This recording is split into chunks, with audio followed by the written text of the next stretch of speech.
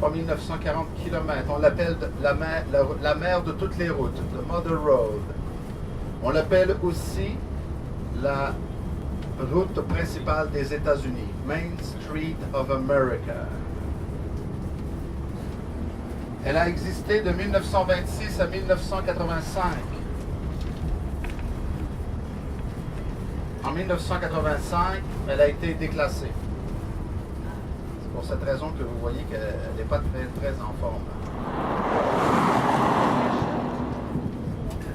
La route 66 a été chantée par plein de chanteurs. Elle a fait partie de l'imaginaire américain avec des écrivains comme Jack Kerouac, qui a écrit On the Road, sur la route.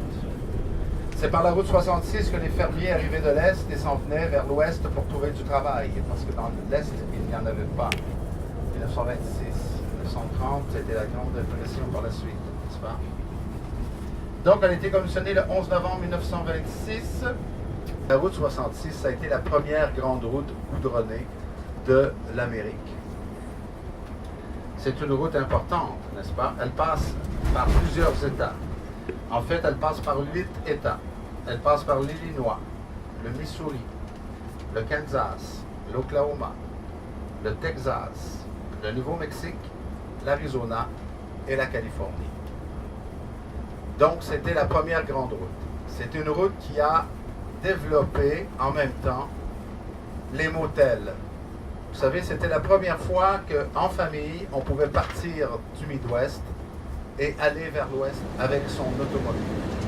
Donc, la classe moyenne supérieure de l'époque, qui avait les moyens de s'acheter une automobile, empruntait cette route et partait en voyage sur ce qu'on appelle ici un road trip, un voyage de route. C'était très populaire à l'époque, c'est qu'on disait, où on s'en va? On s'en va sur un nowhere. On s'en va, on ne sait pas où on va. On arrêtera quand on arrêtera. Donc ça, c'était la mode à l'époque. Donc, il y a des stations-service qui se sont installées, comme celle qui est à votre gauche. Il y a des motels qui se sont installés sur le bord des routes, dans les villages, où la route passait, évidemment. Et, bien, écoutez, il y a eu plein de commerces, des restaurants. Oh mon Dieu, oh mon Dieu! Oh mon Dieu!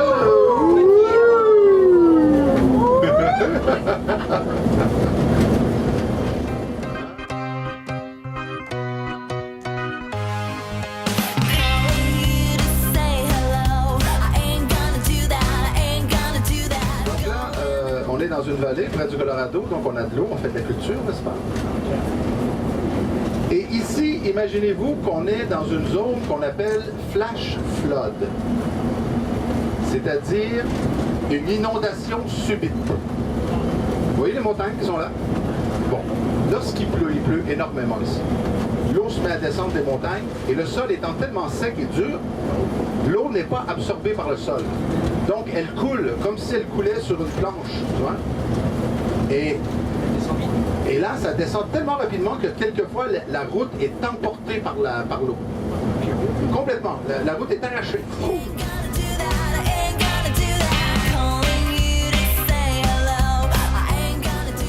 Bon, ben, il fait 47 degrés. Avec le soleil, vous allez sentir environ 50 degrés. Et dire qu'à Bryce Canyon, il peut neiger. À Yellowstone, la semaine dernière, il faisait -2 et 0. On était là 3 jours, 0, -2, -2.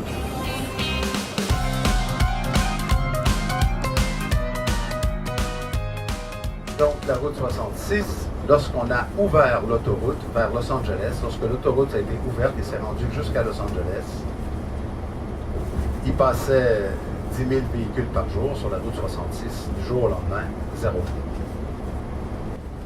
Il y a de cela une vingtaine d'années, il y a un barbier de Seligman qui s'appelle M. Delgadillo, Angel Delgadillo, qui lui demeurait à Seligman et s'est dit, ben c'est pas drôle pour personne que les gens passent plus par notre route 66. Alors il est allé voir le gouvernement, premièrement il est allé voir son député, il a dit, écoute, moi je pense qu'on devrait restaurer la route 66. On devrait faire en sorte que la route 66, elle redevienne ce qu'elle a déjà été, une route, un mythe américain, etc. Et il faut que les gens repassent par notre route 66. Et ça nous prendrait de l'argent pour ça. Donc, il faut trouver de l'argent et il faut que les gens recommencent à utiliser la route 66.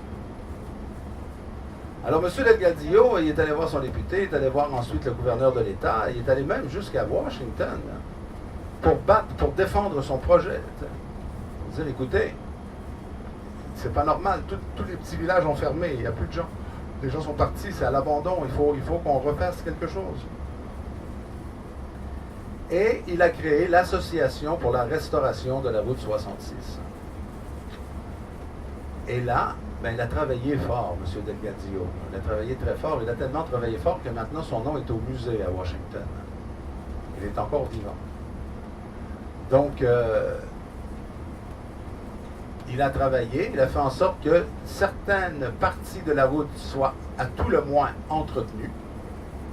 Parce que lorsque la route, elle est décommissionnée, c'est-à-dire qu'elle est fermée, la route, elle reste là, mais on ne l'entretient plus. Donc, si la route, en fait, est décommissionnée, que ce n'est plus une route officielle, ben, les villes peuvent faire ce qu'ils veulent avec la route.